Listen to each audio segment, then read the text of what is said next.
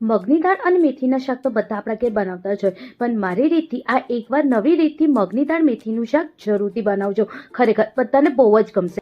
એક પેનમાં 2 ચમચી જેટલું કાચા સિંગદાણા લેવાના છે, 1 ચમચી જેટલું આપણે સફેદ તલ લેવાના છે, 1 ચમચી જેટલું આખા દાણા લેવાના છે, 1 ચમચી જેટલું આપણે સાબુત જીરું લેવાનું છે અને 2 ચમચી જેટલું નારિયેળની છીણ કે નારિયેળ તાજું જે હોય એને કદુકસ કરીને લેવાનું. 4 થી 5 કળી લસણની અને 2 થી 3 નંગ જેટલા આપણે લાલ મરચાં ઉમેરવાના છે. બધાને એકદમ ધીમા તાપે સરસ રીતે આપણે શેકવાનું છે 2 મિનિટ માટે. જ્યારે સરસ રીતે ઠંડુ થઈ જાય પછી આપણે એને મિક્સર જારમાં લઈને એને ક્રશ કરવાનું છે. આપણે એને દરદરું જ ક્રશ કરવાનું છે, બહુ એનું પાવડર નથી બનાવવાનું. હવે એક પેનમાં આપણે 4 થી 5 ચમચી જેટલું તેલ લઈશું. એમાં આપણે 1 ચમચી જેટલું જીરું લેવાનું છે. થોડીક આપણે હિંગ ઉમેરીશું. 1 લીલું મરચું લેવાનું, એને એકદમ ઝીણું સમારીને ઉમેરવાનું છે. હવે બધાને આપણે સરસ રીતે મિક્સ કરવાનું. આ ફેરી જે આપણે ગેસની ફ્લેમ છે એ મીડિયમ હોવી જોઈએ. હવે 1 ડુંગળી લેવાની છે, એને એકદમ ઝીણું સમારીને ઉમેરવાનું છે. આ બધા ફેરી આપણે ગેસની ફ્લેમ મીડિયમ જ રાખવાની છે, બહુ હાઈ કે બહુ લો નહીં રાખવાની.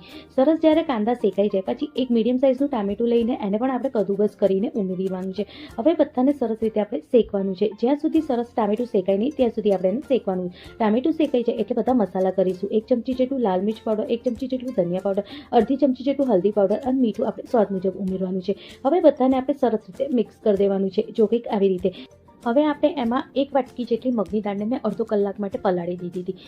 જે માપથી મેં મગની દાળ લીધી હતી એ જ વાટકીના માપથી મેં 1 વાટકી જેટલું પાણી ઉમેર્યું છે. આપણે ખાસ કરીને ધ્યાન રાખવાનું, જે વાટકીથી આપણે મગની દાળનો માપ લીધો હોય એ જ વાટકીના માપથી આપણે 1 વાટકી જેટલું પાણી ઉમેરવાનું અને બરોબર સરસ રીતે મિક્સ કરીને એને 3 થી 4 મિનિટ માટે સરસ રીતે એકદમ ધીમા તાપે આપણે કૂક થવા દેવાનું છે. આપણે ખાસ ધ્યાન રાખવાનું, એકદમ ધીમા તાપે જ કૂક થવા દેવાનું છે. જ્યારે મગની દાળ સરસ કૂક થઈ જાય, આપણે બહુ ઓવર કૂક નહીં કરવાની, ગળી જાય એવું નહીં કરવાનું. પછી આપણે આમાં મેથી ઉમેરવાની છે. મેથી મેં અહીંયા 200 ગ્રામ જેટલી લીધી છે. મેથીને પહેલા આપણે એકદમ ઝીણી સમારી દેવાની, પછી એને વોશ કરવાની અને પછી આપણે એમાં ઉમેરવાની. હવે આને પણ આપણે 2 થી 3 મિનિટ માટે સરસ રીતે શેકાવા દઈશું. આપણે લીડ લગાવીને શેકાવા દેવાની, જેથી એની વરાળથી જે મેથી છે એ સરસ રીતે તરત જ કૂક થઈ જાય છે. બહુ વાર નથી લાગતી અને ઝટપટ આ શાક બનીને આપણું રેડી થઈ જાય છે.